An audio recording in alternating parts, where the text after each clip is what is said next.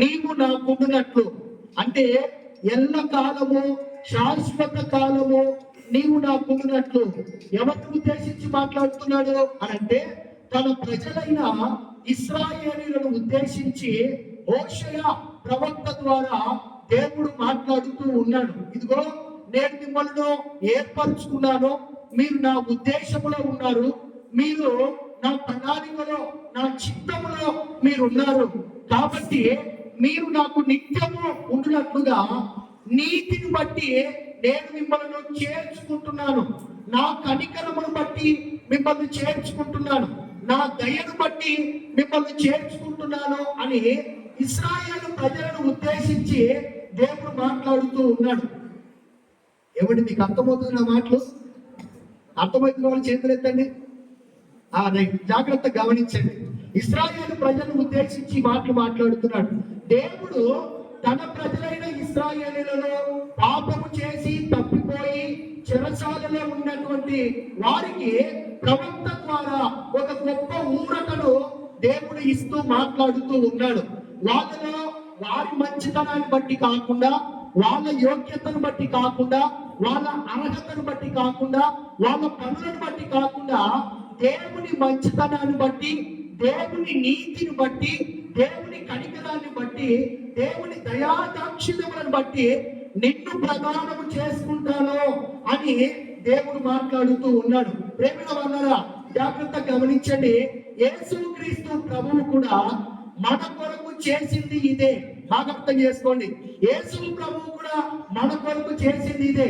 ఆయన ప్రపంచంలో ఉన్న ప్రతి వ్యక్తి కొరకు యేసు ప్రభువు ఆయన సిలువలో ప్రాణము పెట్టి, ఆయన రక్తము కార్చి, ఆయన రక్తము చేత దేవుడు మనలను ఆయన దగ్గరికి చేర్చుకోవాలని, ఆయన మనలను ప్రదానం చేసుకోవాలని, ఆయన మనకు స్వాస్థ్యాన్ని, నీతిని ఇవ్వాలని దేవుడు కోరుకుంటూ ఉన్నాడు. అందుకే మన మంచితనం కాదు, దేవుని మంచితనమే. మన దయ కాదు, దేవుని దయనే. మన నీతి కాదు, దేవుని నీతి. ఆయన కనికరము, ఆయన నీతిని బట్టి మనుషులందరినీ ఆయన ప్రేమించాడు, అందరి కొరకు ఆయన ప్రాణము పెట్టాడు, ఆయన రక్తం కార్చాడు. ఆయన నీతిని బట్టి మనలను చేర్చుకొని మనలను కూడా దేవుడు నీతిమంతులుగా తీర్చాలి అని దేవుడు ఇష్టపడుతూ ఉన్నాడు.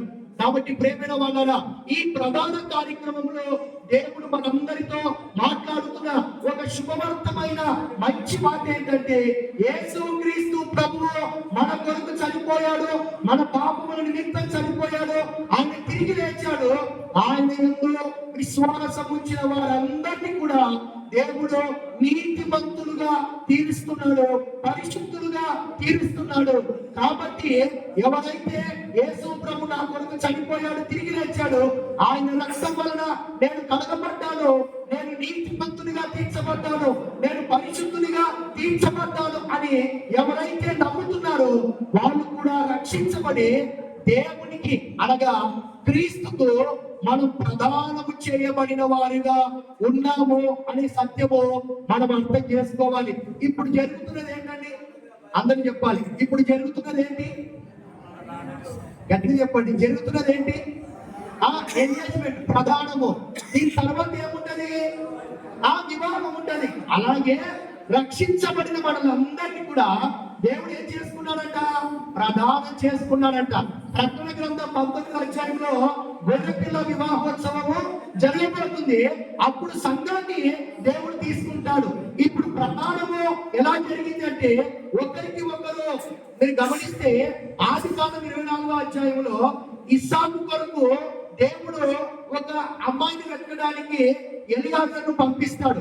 ఎలియాజరు రిబ్కాను గుర్తెరిగి రిబ్కాకు ఏమిస్తాడు? బంగారు వెండి నగలు ఇస్తాడు. ఇస్సాకు కొరకు ఎలియాజరు ఎలా అయితే బంగారు వెండి నగలు ఇచ్చాడో, అలాగే యేసుక్రీస్తు ప్రభువు మనల్ని కొనడానికి, ప్రదానం చేసుకోవడానికి వెండి బంగారు నగల కంటే ఎక్కువైన ఆయన రక్తాన్ని కాల్చి మనలను ఆయన ప్రదానం చేసుకున్నాడు. హల్లెలూయా. అర్థమైన వాళ్ళు చెప్పండి హల్లెలూయా.